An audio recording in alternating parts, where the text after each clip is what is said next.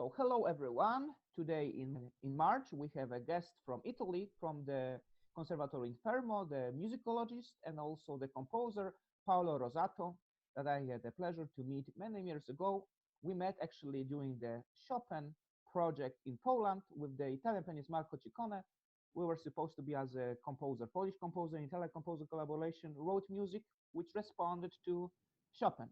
Also, Paolo Rosato wrote a piece, Schizofrenico, I remember, for this project in 2011. So, and that's how we met. We met in Krakow. I was then graduating that year in 2011, and then I moved to the States. But we have today a pleasure because he is with us. He will share with us his opinions also about music of Chopin, which is important for him, as for many composers, but also about the situation in Italy, in Fermo. How are the students? How is the music there? How is the music live and ensembles? So first of all, I want to thank you very much for being with us. And hello, nice to see you. Buongiorno, Paolo. Nice to meet you. From the situation in Italy, in Fermo, I have been teaching face-to-face until last week. Because yes, it was possible online, but some classes in presence, because when I teach jazz piano, I cannot make this by internet. For composition, because I need to share immediately with the students the score. We write together directly on the score. So, but maybe you know that the pandemic had a peak last week, and now we are in a kind of lockdown. Again, so bad. Okay. So shows were postponed.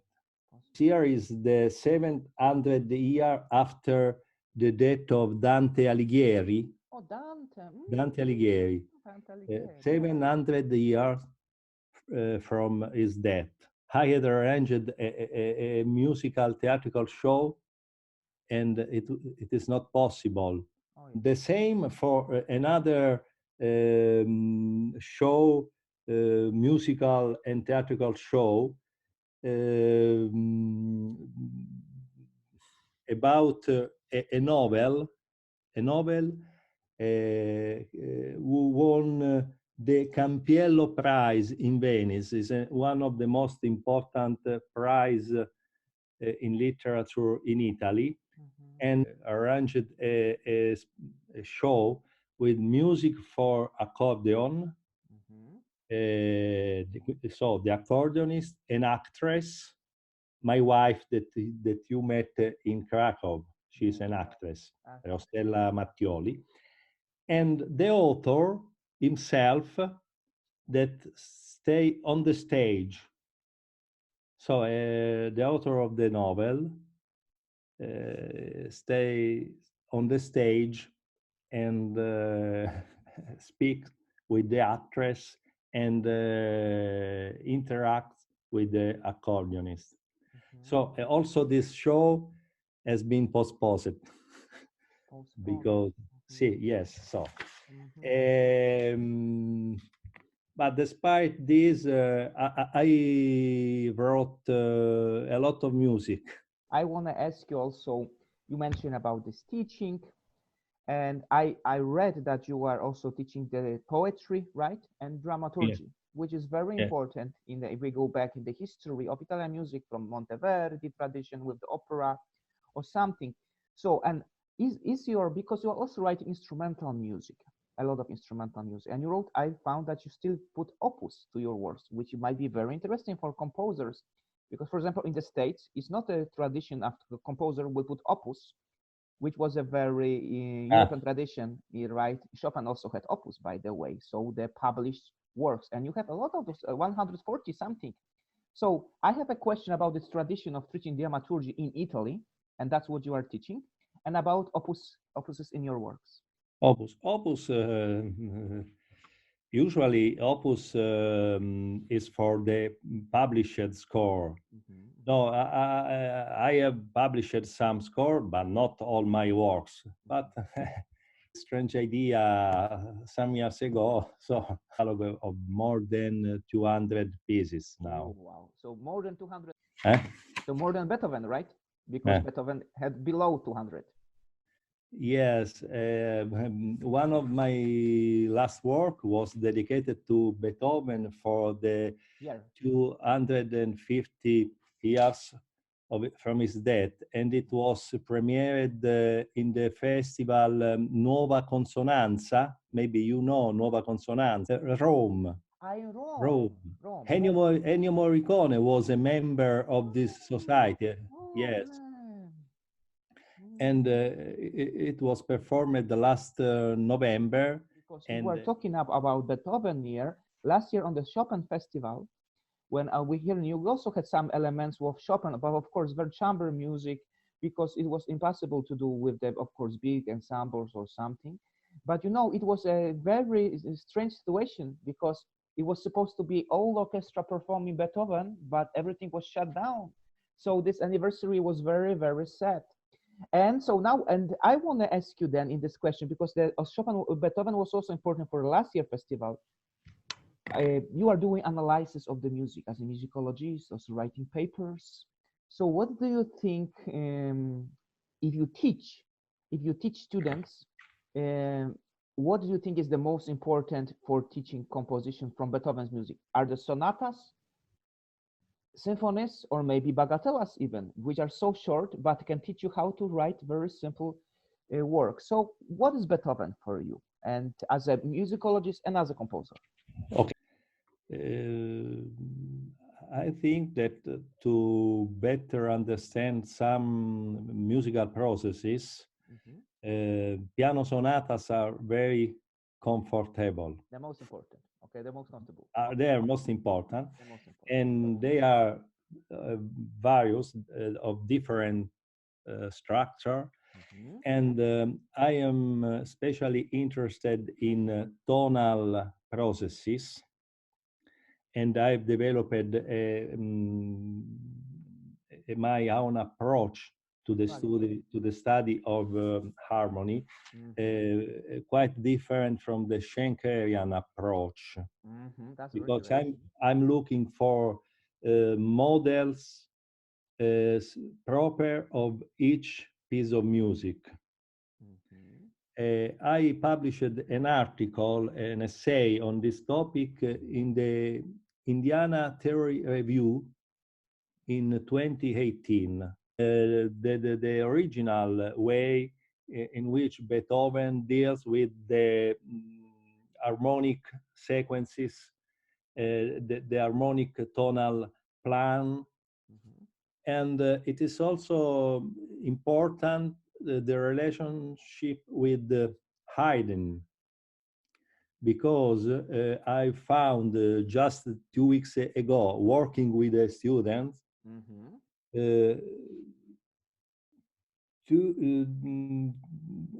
two sonatas, one from Beethoven and the other from Haydn, that are really very, very similar, the same structure, the same ideas of modulation.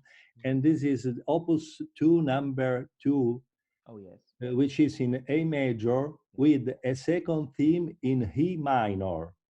Yes, Michelangelo, Benedetto love to perform this piece. Yes. Yes, okay. And I found a sonata by Haydn with the same process, a sonata in A major. Both Beethoven and Haydn follow the same process. And then when the second theme is at its apex, climax, there is a cadence in E major. Haydn was a master in modulation and in the use of tonality, because there is another important example. in E flat major. There are two sonatas in E flat major, one from Beethoven, by Beethoven, and another from Haydn. But you know, last sonatas by Beethoven, yes, the latest sonatas are very different and very free. I sometimes say to the students, even when we talk about compositions, I even feel that in modern music, we went very much in the thinking about the form to be more free, how Beethoven was at the end of his time, at the end of his late sonatas, because Yes. he didn't strictly use, even sometimes first movement can be very short, sonata can only have two movements, okay, also the length of the thinking. So it is a lesson for us, even for the modern composers, Yes, how we absolutely. how we develop in our life. Because he changed his constant life, if we go back to Beethoven as our teacher, how we should work, he all the time was developing not only in the piece, but in developing in all of his works. So he was Yes. developing all his life. You know what I mean? Yeah. So he had development also in his works. Evolution, I would say. Yes, yes. Yes, yet evolution. Beautiful, those late sonatas. But do you think we are talking about Chopin, that Chopin had influences very much in this tonal thinking, or maybe sometimes going beyond the tonality in his works? Because I want to ask you, do you think that harmony is a color? Just harmony, just pure harmony in the choir? Is it a color, or you need to have something different? I like to ask this question, many artists. Yes, I think it is possible. Yeah, because when you modulate in some far regions, you have a change of color with respect to the starting key. Okay, I think that is a relative matter, not an absolute. I know that some scholars think that each tonality, each key has a proper color. About Chopin, I've analyzed few works by him. And basically, I see that his approach to tonality is classic, but with some strange deviation that you can explain always by referring to the tonal rules. And the same is for Wagner's music, because despite his chromatic approach, you can explain the tonal movement in Wagner music according with the classical rules of tonality. Paolo, but remind me, the piece that you wrote for Marco Ciccone, that was for the solo piece, which was referring to Chopin. Did you have any quote there? And how did you refer to Chopin in this work? Because I didn't think to make a kind of quotation. Okay. And I didn't know the most of the piece that I would have quoted according to my colleague, because he's a pianist. He play all Chopin pieces. So this is a strange situation. Using what do you think about tonality in the music? Because it was modern also for the.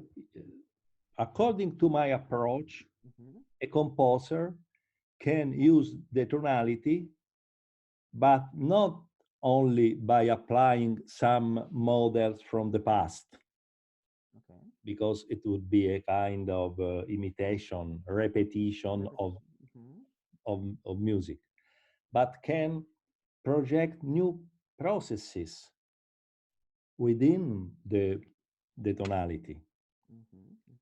There are several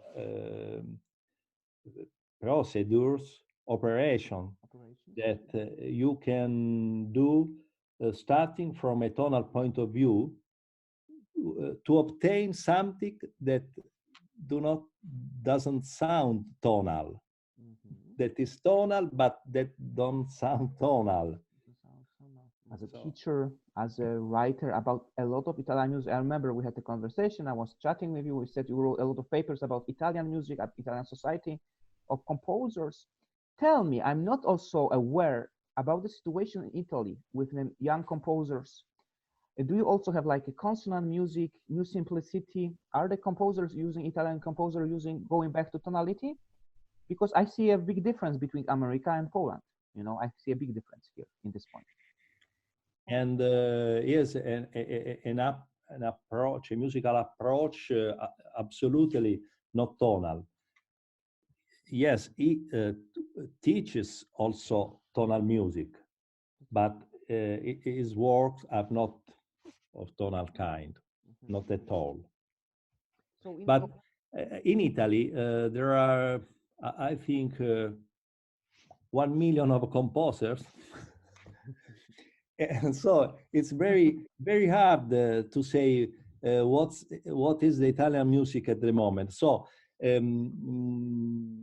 maybe you know Fabrizio De Rossi Re is a very famous Italian composer. He was a colleague of mine until last year because he was a teacher in Fermo until last year. Yes, and his approach is of tonal kind, but with some transformation,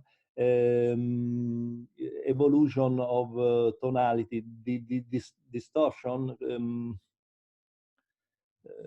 transformation, but starting from popular and tonal music. And is maybe one of the most famous composer in Italy. What is specific for the Italian composers? Do you think that they are writing a particular element that is very Italian, or they are more trying inspiration all around the world? How is it in Italy nowadays? Contemporary composers are not do not follow the Italian an Italian style. I think Italian line is the international line.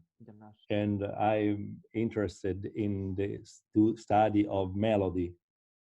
And so I think that you can create a melodic process also without an actual melody, by a combination of timbre, effects, and so on. And you know, let's talk also maybe something about your music, because we'd love to hear, we would hear this, maybe some parts of this Beethoven project that we discussed. But I found in the internet the piece that talks about the color. Color is very important, because why I'm asking about this. Last year festival, Chopin and Friends Festival, we had invited artists who had synesthesia. You know, synesthesia, like Messiaen had, of course, but the painters had like for example, Kandinsky or Van Gogh, related to the vision of colors. And she was painting to music that she heard. And I found a piece called The Colors of Water and Fire. So then I listened to this piece, and I have also a question for you. How did you? Yes. So when you composed it, did you see colors? Tell me about this. Okay, I wrote this piece 2 years ago, but sorry. I would love to play at the end of our conversation this piece, because it touches the colors. Okay, if you don't mind. Yes. Okay. The idea starts from the firework. Fireworks. The firework. So there are a kind of explosion. No, at the beginning of the piece, there are some explosion in the orchestra. Okay. And I was thinking to the firework. And in Pescara, in August, there are fireworks on the sea, on the beach. On the beach, yeah. So we have a mix of water where and the fire over the water. So that was the landscape idea. Landscape. Yeah, so it's just a suggestion. But colors. Colors. How did you find colors in music? Do you need, which elements do you need to have colors? In this case, the orchestration, the way to put, because sometimes I use also consonant chord, yes. but I put them in a different way, orchestrating that they sound dissonant. Orchestrating in a way that you don't listen to the chord, but to the sound, and so the color of the sound more than the chord in itself. Who is an inspiration in orchestration for you? From the past, Ottorino Respighi. Respighi, oh, the Respighi. From, yes, oh, very interesting orchestration, very interesting. Yeah. Very interesting. I have a news for you. I completed the orchestration of an unperformed opera by Ottorino Respighi. Oh, really? Yes, at the beginning of the last century, he composed an opera, but then he broke it with the librettist. So the opera was never performed, but he didn't terminate the orchestration. Okay. The second act was only about only on the score piano, vocal score piano. So I completed the orchestration. Bravo, bravo. And next month, the opera will be premiered in Trieste without people, public, without public audience. That's great. It will be recorded on CD and on DVD. Great. And yes, and the premiere with the public audience will be next year. And I hope that this pandemic will get better in Italy also. Yes, so many of my friends concert canceled in Italy and many performances, so that's a little bit sad, but hopefully soon we'll get better. You know, and at the end of this conversation, I think we actually will listen to this piece that we discussed about the colors. So at the end of this conversation, we play these colors of water and fire, this orchestral piece, recent your work, 2 years old, which is around almost 10 minutes long, right? It's almost 10 minutes long. So Paolo, I thank you very much for being with us during this quarantine talk, sharing your thoughts also about telling about the Italian music, about Italian scene, about your projects and the situation. So thank you very much. All the best in the very much to you. Thank you very much. Okay? Bye. So now we'll listen to the piece. Bye bye. Have a great day. Buongiorno. Buongiorno.